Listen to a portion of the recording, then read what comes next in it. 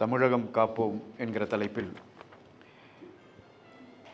அனைத்து இந்திய அண்ணா திராவிட முன்னேற்றக் கழகத்தின் 54வது ஆண்டு தொடக்க நாள் கருத்தரங்கத்தை நடத்தி கொண்டிருக்கின்ற நாளை நமதே ஊடகத்திற்கும் எனக்கு முன்னால் இந்த கருத்தரங்கத்தில் மிகச்சிறந்த உரையை ஆட்சி அமைந்திருக்கின்ற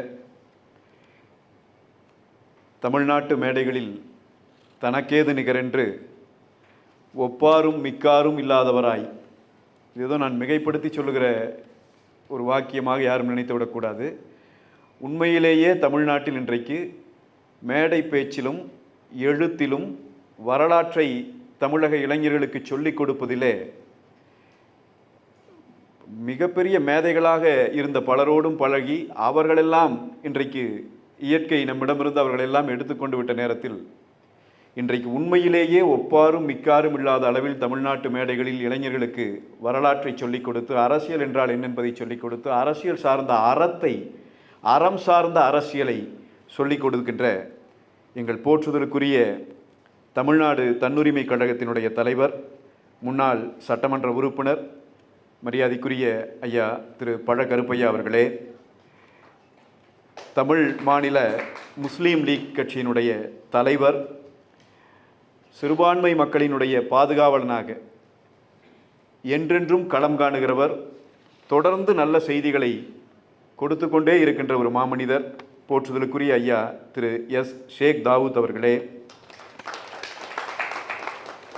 தமிழ்நாடு ஒருங்கிணைந்த கிறிஸ்துவ கூட்டமைப்பினுடைய பொதுச் செயலாளர், அவரே குறிப்பிட்டு சொன்னதைப் போல 1,00,000 பேருக்கும் மேலான கிறிஸ்துவர்களை திரட்டி ஒரு மிக பிரம்மாண்டமான மாநாட்டை நடத்தி தமிழ்நாட்டிலே இருக்கிற சிறுபான்மையின மக்கள் இன்றைக்கு எந்த அளவுக்கு பாதிக்கப்பட்டிருக்கிறார்கள் என்கிற செய்தியை யாருக்கும் அஞ்சாமல் நெஞ்சுரத்தோடு வெளிப்படுத்திய போற்றுதலுக்குரிய பேராயர் டாக்டர் கே மேஷாக் ராஜா அவர்களே,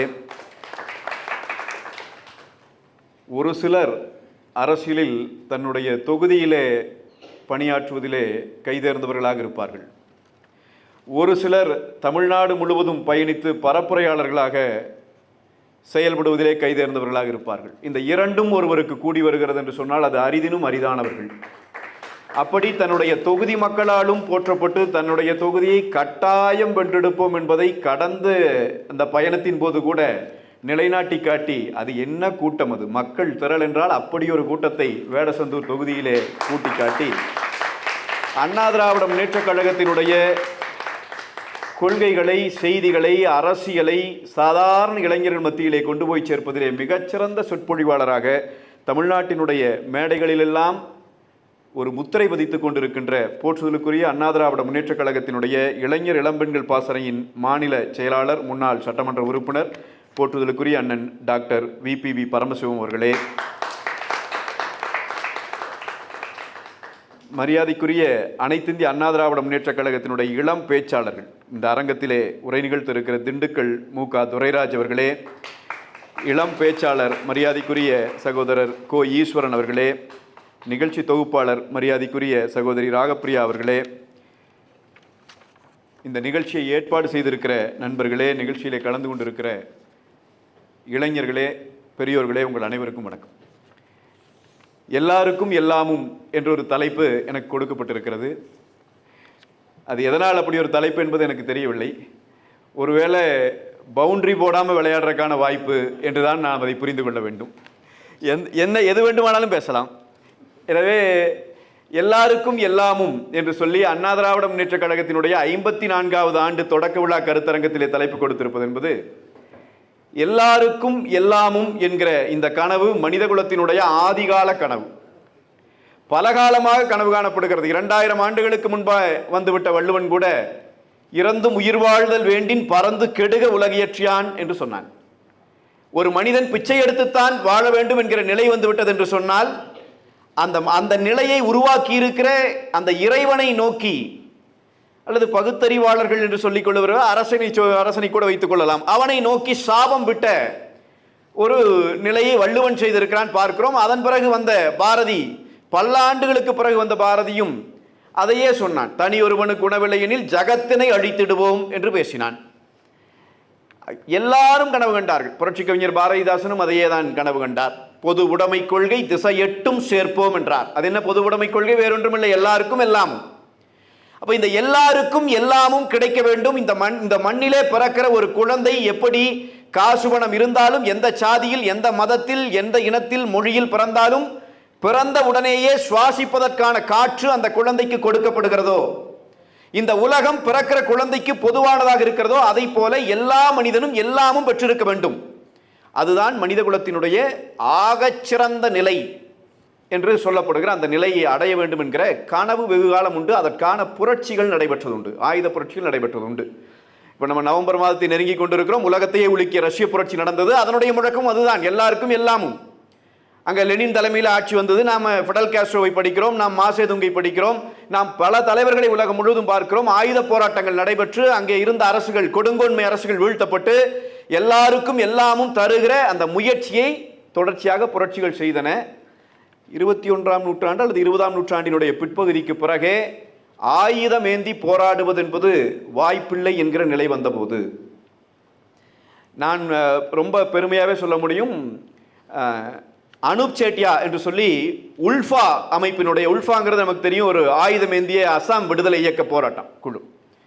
ஒரு எதேச்சியா ஒரு சாதாரண நிகழ்ச்சியில் அவரை சந்திக்கிறதுக்கான வாய்ப்பு கிடைத்து அவரோடு உரையாடுகிற போது, ஆயுத போராட்டம் செய்து கரங்களிலே ஆயுதமேந்தி காடுகளுக்குள்ளே நின்று பல பேரை சுட்டு கொன்று புரட்சி நடத்துவதற்கு முயற்சி செய்த அந்த மாமனிதன் 18 ஆண்டுகள் சிறைவாசம் அனுபவித்து விட்டு வெளியே வந்தவர். அவர் என்னிடம் சொன்னது இன்னைக்கும் எனக்கு வாழ்க்கையில் மறக்க முடியாத செய்தி. ஒரு மாபெரும் மனிதனை சந்தித்தேன். அவர் சொல்றாரு, ஆயுத போராட்டம் என்பது இனி வருகிற காலங்களிலே சாத்தியமே இல்லை. ஆயுத போராட்டம் சாத்தியமில்லை என்பதை முடிவு செய்த பிறகு கரங்களிலே ஆயுதமேந்தி போராடிய நாங்கள் இன்றைக்கு ஜனநாயக பாதைக்கு திரும்பிவிட்டோம். வடகிழக்கு மாநிலங்களிலே 1-2 நாடாளுமன்ற உறுப்பினரை வைத்திருக்கிற நாங்களே ஜனநாயக பூர்வமாக எதையாவது சாதித்து விடலாம் என்று நினைக்கிற போது 40 நாடாளுமன்ற உறுப்பினர்களை அனுப்புகிற வாய்ப்பை பெற்றிருக்கிற தமிழ்நாட்டை சேர்ந்த நீங்கள் நினைத்தால் ஜனநாயக பூர்வமாக எதையும் சாதிக்க முடியும் என்று சொன்னார். அப்ப ஜனநாயக பூர்வமாக எல்லாருக்கும் எல்லாமும் என்பதை அடைய முடியுமா? அடைய முடியும், அடைய வேண்டும். அடைவதற்கான பாதையை வகுத்த இயக்கத்தினுடைய பிரதிநிதியாக நான் இந்த மேடையில் நிற்கிறேன். அண்ணா திராவிட முன்னேற்ற கழகம் அதற்கான முயற்சியை ஜனநாயக பூர்வமாக செய்த இயக்கம், எல்லாருக்கும் எல்லாமும் கிடைப்பதற்கான வேலையை செய்த இயக்கம். எனக்கு முன்னால் அண்ணன் பரமசிவம் அவர்கள் பேசுகிற போது, ஐயா பழகருப்பையா அவர்கள் பேசுகிற போது, மரியாதைக்குரிய நம்முடைய அண்ணன்கள் பேசுகிற போதெல்லாம் புரட்சி தலைவரினுடைய அந்த சத்துணவு திட்டத்தை சுட்டிக்காட்டி பேசினார்கள். நீங்க பயிற்று பல கல்வி தந்து இந்த பாறை உயர்த்திட வேண்டும்னு சொல்ற பாரதி கூட அதற்கு முதல் வரியிலேயே போட்டான், வயிற்றுக்கு சோறிட வேண்டும் இங்கு வாழும் மனிதருக்கெல்லாம். முதல்ல சோறு கொடு, அப்புறம் கல்வி பார்த்துக்கலாம். அதுதானே பொருள். அப்ப முதல்ல சோறு கொடுக்க வேண்டும், வருகிற பிள்ளையினுடைய பசியை தீர்க்க வேண்டும், எல்லாருக்கும் எல்லாமும் போக வேண்டும். அதற்கு முதல் படி மனித குலத்தினுடைய இளைய பிரதிநிதிகளாக இருக்கிற குழந்தைகள் பசியற்றவர்களாக இருக்க வேண்டும். பட்டினி என்றால் என்னவென்று தெரியாத ஒரு தலைமுறை உருவாக்கப்பட வேண்டும் என்பதற்கான முயற்சியை இந்தியாவில், தமிழ்நாட்டில் முதலாக பெரிய அளவிலே எடுத்த திட்டம் என்பதால் தான் அந்த திட்டம் சரித்திர சாதனையிலே இன்றைக்கும் நிற்கிற திட்டமாக இருக்கிற சத்துணவு திட்டம். அப்ப அதை முதல்ல அண்ணா திராவிட முன்னேற்ற கழகம் கொண்டு வருது. இது யாருக்கு தெரியும்?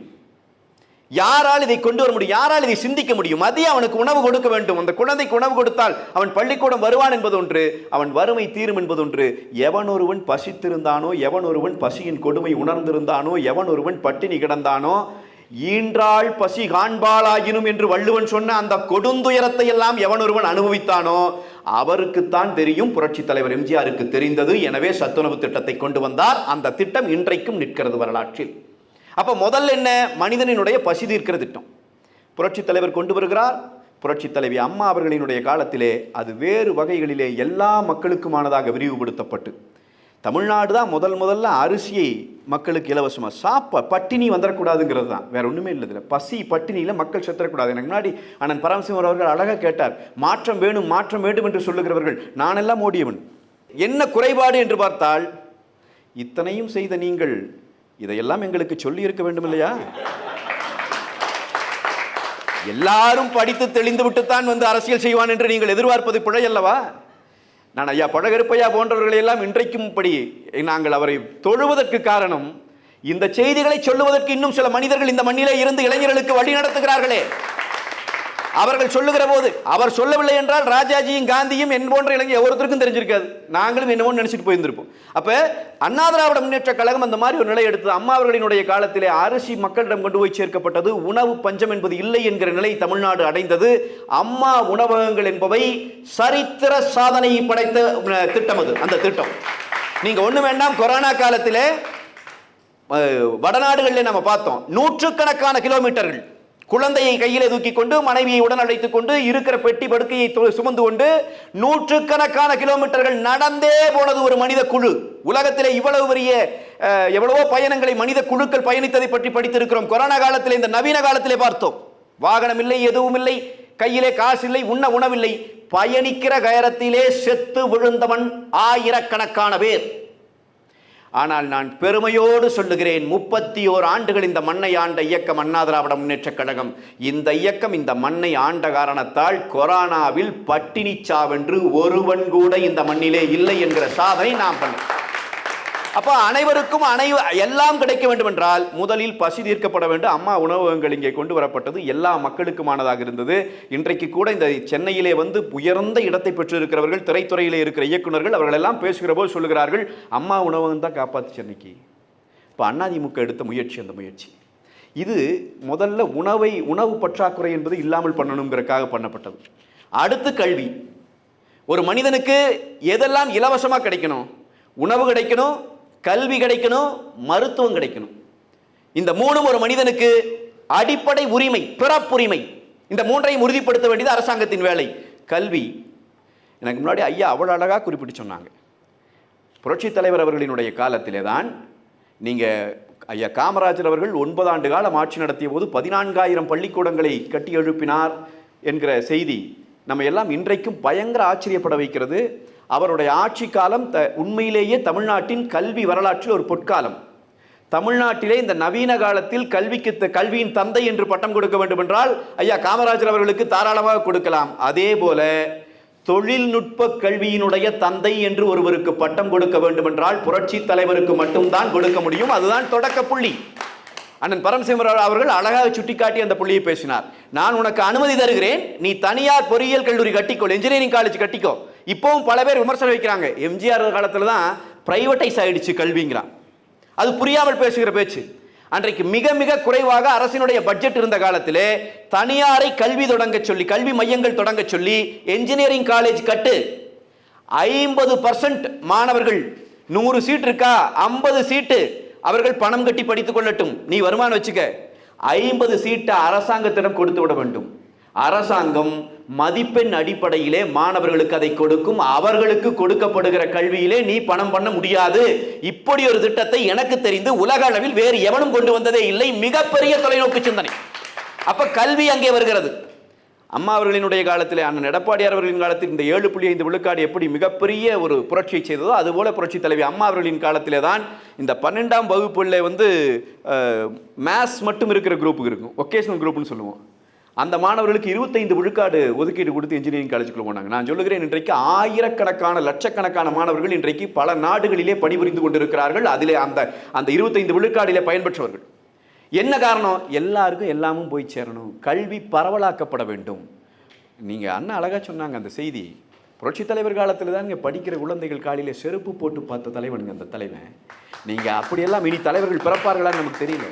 செருப்பு இல்லாமல் நடந்து கொண்டிருந்த குழந்தையினுடைய அந்த பாதத்திலே ஏற்பட்ட வலியை ஒரு தலைவன் புரிந்து கொண்டு அந்த குழந்தைகளுக்கு செருப்பை இலவசமாக கொடுக்க வேண்டும் என்று சிந்தித்திருக்கிறான் என்று சொன்னால் இந்த இயக்கம் எப்பேற்பட்ட இயக்கம்?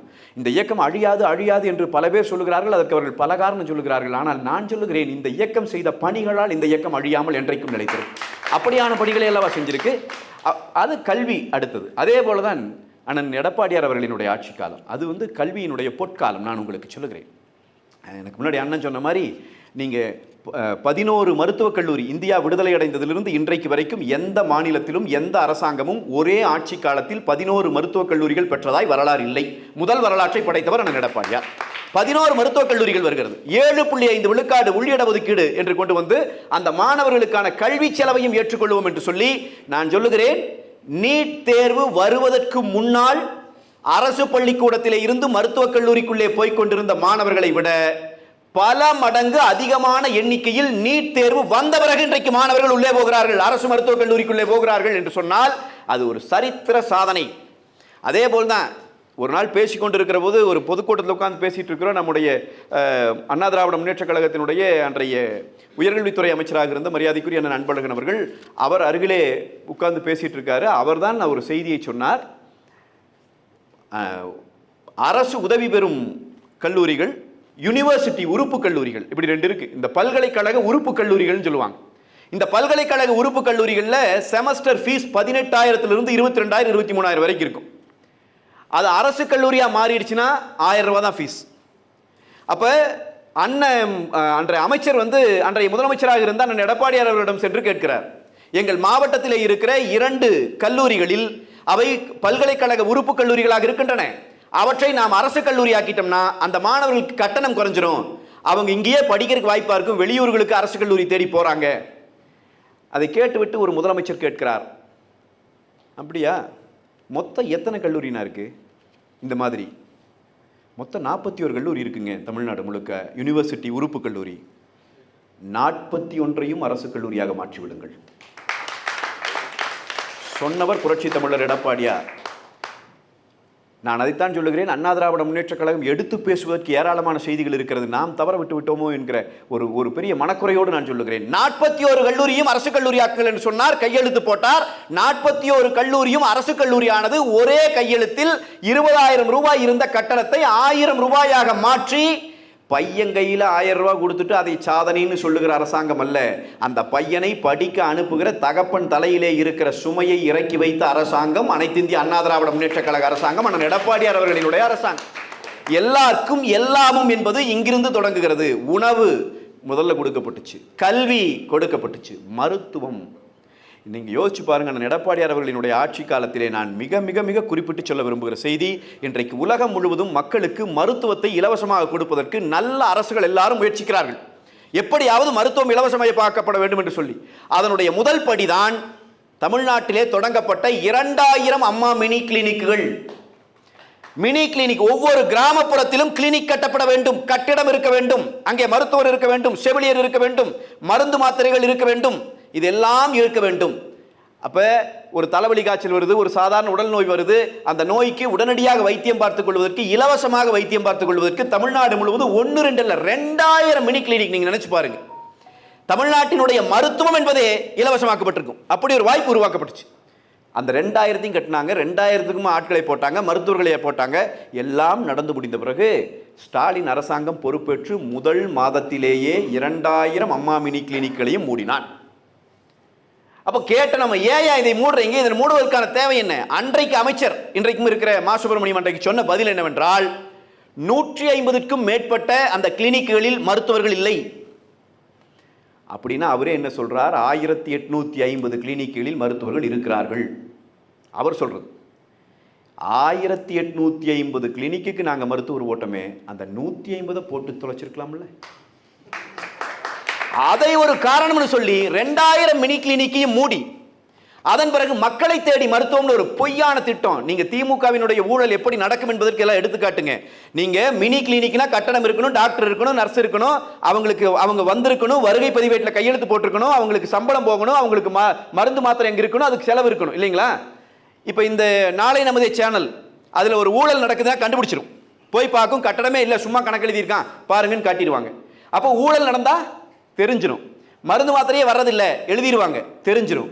ஆனா மக்களை தேடி மருத்துவம், நீங்க டாக்டர்கிட்ட வர வேண்டாம், டாக்டர் உங்க வீட்டுக்கு வருவார்னா. இப்போ முதலமைச்சர் என்ன சொல்றாருன்னா, சமீபத்தில் சொன்னதுல 2 கோடி மக்கள் பயனடைந்திருக்கிறார்கள். தமிழ்நாட்டின் மக்கள் தொகை ஏறக்குறைய சுமார் 8 கோடி என்று சொன்னால் 2 கோடிங்கிறது 25% இல்லைங்களா? நாம பார்க்கறதுல 4ல் ஒருத்தர் வீட்டுக்கு டாக்டர் போயிருக்கணும், அதான கணக்கு. இப்போ இந்த அரங்கத்தில் இருக்கிறவர்களே நான் கேட்கிறேன், எத்தனை பேர் வீட்டுக்கு டாக்டர் வந்திருக்காங்க? நான் தமிழ்நாடு முழுவதும் மூளை முடுக்கெல்லாம் கேட்டுவிட்டேன், திமுக காரன் கூட கை தூக்கியதில்லை என் வீட்டுக்கு வந்திருக்கார் என்றால் 2 கோடி பேரை மருத்துவர் போய் பார்த்து விட்டார் என்பதற்கு கணக்கு எழுதி விட்டான்.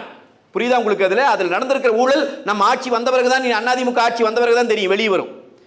போய் 2 கோடி பேரை பார்த்துட்டேன்னு கணக்கு எழுதிட்டான். யார் வீட்டுக்கும் போகல, போயிருக்கோன்னு சொல்கிறான், நிரூபிக்க முடியாது. இப்போ நாளை நமது சேனல் நினைச்சாங்கன்னு இது எப்படி நிரூபிப்பாங்க? எந்த வீட்டுக்கு ஒவ்வொரு வீடாக போய் கேட்க முடியுமா? தமிழ்நாட்டில் இருக்கிற 2 கோடி வீட்டுக்குமா போய் கேட்க முடியாது. அப்போ எப்படி ஒரு ஏமாத்து வேலையை செய்கிறான்ங்கிறது பாருங்கள். அப்போ அண்ணா திராவிட முன்னேற்ற கழகத்துக்கு மருத்துவத்தை இலவசமாக்குவதற்கான முயற்சி. அப்போ அடிப்படையில் எல்லாருக்கும் எல்லாமும் கிடைக்க வேண்டும் என்பதிலே உறுதியாக இருந்தோம். உணவு பற்றாக்குறையை தீர்ப்பதில், மனிதனினுடைய பசி பட்டினியை போக்குவதில், அனைவருக்கும் உணவு கிடைப்பதில் முதன்மையாக செயல்பட்டு ஜனநாயக முறைப்படி மிகப்பெரிய மாற்றத்தை நிகழ்த்தி இயக்கம் அதிமுக. அனைவருக்கும் கல்வி என்கிற அந்த இலக்கை அடைவதற்கு மிகப்பெரிய வேலையை செய்த இயக்கம் அண்ணா திராவிட முன்னேற்ற கழகம். அனைவருக்கும் மருத்துவம் என்பதிலே மிகப்பெரிய வேலையை செய்த இயக்கம் அண்ணா திராவிட முன்னேற்ற கழகம். இந்த 3 பெரும் தலைவர்களும் தமிழ்நாட்டை ஆண்ட காலம் எல்லாம் தமிழ்நாட்டினுடைய பொற்காலம் என்பது இதனால் தான் நாம் சொல்லுகிறோம், போகிற போக்கிலே சொல்லவில்லை. அப்போ இவ்வளவு சாதனைகளை செய்தவர்கள் இன்றைக்கும் நம்மகிட்ட ஒரே ஒரு செய்தியைத்தான் நான் சொல்லி இதிலிருந்து விடைபெறணும்னு நினைக்கிறேன். அதாவது நல்ல தலைவர்கள் வருகிற போது அந்த தலைவர்களை எப்படியெல்லாம் நாம் தவற விட்டு விடுகிறோம் என்பதற்கு நமக்கு வரலாற்று நிறைய பேர் உண்டு. இன்றைக்கும் கூட அண்ணன் எடப்பாடியார் அவர்கள் இவ்வளவு சாதனைகளை செஞ்சவர். எனக்கு முன்னாடி ஐயா பழகரப்பையா அவர்கள் அவ்வளவு தெளிவாக சொன்னார். 2 ஆண்டு காலம் கொரோனாவில் போச்சு, 2 ஆண்டுகளுக்குள்ளே நடந்ததான் இது. 11 மருத்துவக் கல்லூரி, 75 கலை அறிவியல் கல்லூரி, 4 வேளாண் கல்லூரி, 5 விலங்குகளுக்கான அந்த கால்நடை மருத்துவக் கல்லூரி, இத்தனையும் 6 சட்டக்கல்லூரி, இத்தனையும் வந்தது அந்த மீதி இருந்த 2 வருஷத்துக்குள்ளே தான். 2000 மினி கிளினிக் வந்தது அந்த மீதி இருந்த 2 வருஷத்துக்குள்ள தான். நடந்த சாதனைகள் இந்த குடிமராமத்து பணி பேசினா பேசிட்டே போகலாம். அத்தனை பணிகளும் இந்த 2 வருஷத்துக்குள்ள ஒரு முதலமைச்சர் செய்து காட்டியது தான். ஆனால் அந்த முதலமைச்சர் குறித்து இன்றைக்கு பேசுகிறவனுடைய நிலை எப்படி இருக்கு, அவர் எப்படி பார்க்குறாங்க, நீங்கள் அதை நல்லா கவனிங்க. சாதாரணமாக இருக்கிறாரு, எளிமையாக இருக்கிறாரு, இவர் எப்படி முதலமைச்சராக முடியும்னு நினைக்கிறான். அப்படிதான் நினைக்கிறான்.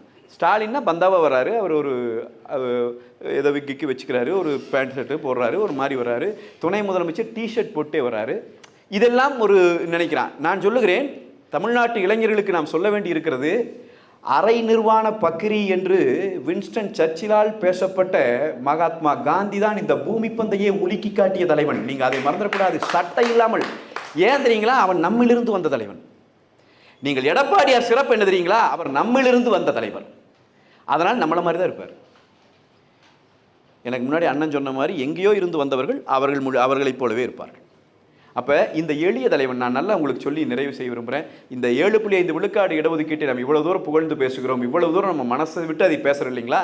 இந்த சட்டத்தை நிறைவேற்றி விட்டு, ஆளுநர் கையெழுத்து போடவில்லை, ஆளுநரினுடைய கையெழுத்து இல்லாமல் அந்த சட்டத்தை நிறைவேற்றுகிறார். இந்தியாவிலேயே முதல் முறையாக ஒரு தமிழ்நாடு சட்டமன்றத்தில் அது நடைபெற்றது. சட்டத்தை நிறைவேற்றிட்டு கோயம்புத்தூர் விமான நிலையத்தில் இறங்குறாரு. நீங்கள் அந்த காணொலி இருக்கும் இளைஞர்கள் இருந்தால் நீங்கள் தேடி எடுத்து பாருங்கள். அவரை ஒரு செய்தியாளர் கேள்வி கேட்கிறார். சார், எவ்வளோ பிரச்சனை இருக்குது, நீட் தேர்வில் நீட் தேர்வு ரத்து பண்ண முடியலைங்கிறாங்க, வெறும் 7.5% நிறைவேற்றிட்டு நீங்கள் என்னமோ பெருசாக பேசிக்கிறீங்க. இதே வார்த்தை கேட்டார். பெருசாக பேசிக்கிறீங்க ஒரு முதலமைச்சரை பார்த்து. இன்றைக்கு இருக்கிற முதலமைச்சரை கேட்க மாட்டார்கள், எந்த பத்திரிகையாளரும் கேட்க முடியாது. இன்னைக்கு இருக்கிற முதலமைச்சருக்கு ஒரு பெரிய ஞானம் இருக்கிறது. பத்திரிகையாளர் கேட்பதற்கு முன்பே அவரால் பதில் சொல்ல முடியும். நீங்கள் அடுத்து கேட்க போகிற கேள்விக்கா என்றுதான் அவர் பேசுகிறார். எனவே அது ஒரு தனி. ஆனால் இப்படி முகத்துக்கு நேராக கேட்டார். ஒரு முதலமைச்சர் உடனடியாக என்ன பதில் சொன்னார் தெரியுமா? பெருசாக ஏதோ பண்ணிட்டேன்னு நீங்கள் எப்படியெல்லாம் கேட்காதீங்க, இது எவ்வளவு பெரிய மாற்றத்தை ஏற்படுத்தும் நீங்கள் காத்திருந்து பாருங்க. இந்த குழந்தைகளுக்கு ஏதோ ஒன்று பண்ணணுங்கிறதுக்காக பண்ணியிருக்கிறோம், இப்படியெல்லாம் நீங்கள் பேசலாமான்னு பத்திரிகையாளரை பார்த்து கேட்டுவிட்டு மற்ற கேள்விகளுக்கும் பதில் சொல்லிவிட்டு போனார். இங்கே கேட்டாலே அடிக்கிறானே, கேட்டால் அடித்த காலம் போயிடுச்சு. முறைச்சாலே அடிப்பேங்கிறான், முறைச்சாலே தட்டு வேங்கலாம். புரியுதுங்களா? 2 தட்ட சொன்னோங்கிறது அது என்ன எங்களுக்கு புரியல. ஆமாம், ஆளுங்கட்சியாக இருக்கிற போது முறைச்சாலும் நீ தட்டலாம், என்ன வேணாலும் செய்யலாம். ஆளுங்கட்சியினுடைய அடிவருடிகள் கூட அதை செய்யலாம், அது வல்ல பிரச்சனை. ஆனால் ஒரு தலைவனுக்கு ஒரு தலைவன் என்பவன் எப்படி இருக்க வேண்டும்? செவிகைப்ப சொற்பொருக்கும் பண்புடை வேந்தன் என்கிறான் வள்ளுவன். விமர்சனத்தை பொறுத்துக்க முடியலன்னு என்னைய தலைவன் நீ? பக்கத்தில் பஸ்ஸில் நிற்கிறவன பலார்னு அறையிறையே நீ எப்படி தமிழ்நாட்டின் தலைவனாக முடியும் என்கிற கேள்வியை இன்றைய இளைஞர்கள் வைக்கலையே. இன்றைக்கு இளைஞர்களுக்கு நாம் கொண்டு போய் சேர்க்க வேண்டிய செய்தி அதுதான். நம்ம ஏமாற்றுகிறான். நம்மிலிருந்து வந்த ஒருவர், ஒரு சாதாரண மனிதர், இவ்வளவு சாதனைகளை செய்தவர், அவர் எளியவராக இருக்கிறார் என்கிற ஒரே காரணத்திற்காக, அவர் எளிமையாக தெரிகிறார், நம்ம வீட்டில் இருக்கிற சித்தப்ப பெரியப்பா மாதிரி, நம்மளோட ஐயன் மாதிரி இருக்கிறாருங்கிற ஒரே காரணத்துக்காக அவரை தலைவர் அல்ல என்று சொல்லி இவன் புறந்தள்ளி கொண்டே இருக்கிறான். நீங்கள் நீங்கள் யார் பின்னால் நகர்ந்து போகிறீர்களோ, தயவு கூர்ந்து இளைஞர்களே ஒரு நிமிடம் நின்று அதை யோசிச்சு பாருங்க. நானெல்லாம் உங்க முன்னாடி ஓடுனவன் காட்டி அதை சொல்லிட்டே இருக்கிறேன். ஒரு நிமிஷம் நின்று யோசிச்சு பாருங்க. இருப்பது ஜனநாயகம். ஒரே ஒரு செய்தி தான், இருகட்சி ஆட்சி முறைன்னு இருக்கு இல்லைங்களா? பல ஜனநாயக நாடுகளில் 2 கட்சி தான் இருக்க முடியும், 3வது ஒரு கட்சி பிறக்கவே முடியாது. அப்படி ஒரு நிலை ஒருவேளை தமிழ்நாட்டில் இப்பொழுது இருந்தால், இன்றைக்கு மீதி இருக்கிற கட்சிக்காரர்கள் எல்லாம் எந்த கட்சியில இருப்பார்கள்? யோசிச்சு பாருங்க. திமுக அதிமுகங்கிறதா நிலைமை என்று சொன்னால், நாம் தமிழர் கட்சியை சேர்ந்தவர்கள் எங்கே இருப்பார்கள்? மரியாதைக்குரிய விஜய் அவர்களின் கட்சியை சேர்ந்தவர்கள் எங்கே இருப்பார்கள்? விடுதலை சிறுத்தைகள் எங்கே இருப்பார்கள்? உட்கார்வதற்கு சீட்டாவது வேண்டும் இல்லையா? அதிமுக தான் இருப்பார்கள். நீங்க யோசிச்சு பாருங்க.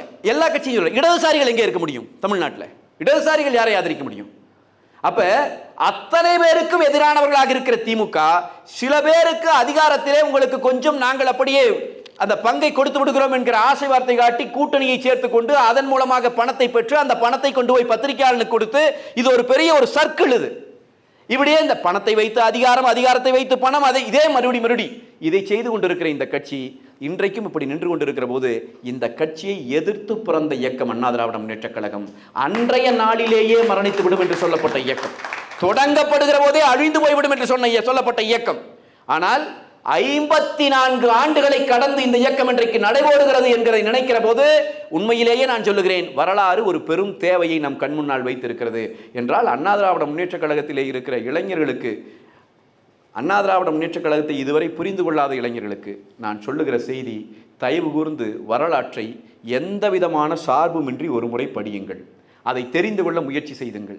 சாதாரண மனிதர்களிலே இருந்துதான் தலைவர்கள் உருவாவார்கள். அப்படி உருவாகி இருக்கிற தலைவர்கள் என்ன செய்திருக்கிறார்கள் என்பதை பார்த்துவிட்டு அதன் பிறகு உங்கள் பாதையை தேர்ந்தெடுத்துக் கொள்வதுதான் அரசியலிலே சரியாக இருக்கும். அதை செய்வதற்கு, அந்த மாதிரியான ஒரு செய்தியை இந்த இளைஞர்களுக்கு கொண்டு போய் சேர்ப்பதற்கு இது போன்ற கருத்தரங்கங்கள் வழிவகுத்து கொடுக்கும் என்று சொன்னால், இந்த கருத்தரங்கங்கள் அதனுடைய நோக்கத்திலே வெற்றி பெற்று விடுகின்றன. அதுதான் அதனுடைய வெற்றியாக இருக்கும். எனவே நாம் அந்த பரப்புரையை எடுத்துச் செல்வோம், நம்பிக்கையோடு இருப்போம். 54ஆம் ஆண்டில் அடுத்த 55வது ஆண்டு விழா கொண்டாடுகிற போது ஆளுங்கட்சியாகத்தான் கொண்டாடும் அண்ணா திராவிட முன்னேற்றக் கழகம். அது நடக்கத்தான் போகிறது. தமிழ்நாட்டு மக்களினுடைய துயர் துடைக்கப்படத்தான் போகிறது என்பதை நம்பிக்கையோடு சொல்லி இந்த வாய்ப்பை கொடுத்த நல்லுள்ளங்களுக்கு நன்றி சொல்லி நிறைவு செய்கிறேன். நன்றி வணக்கம்.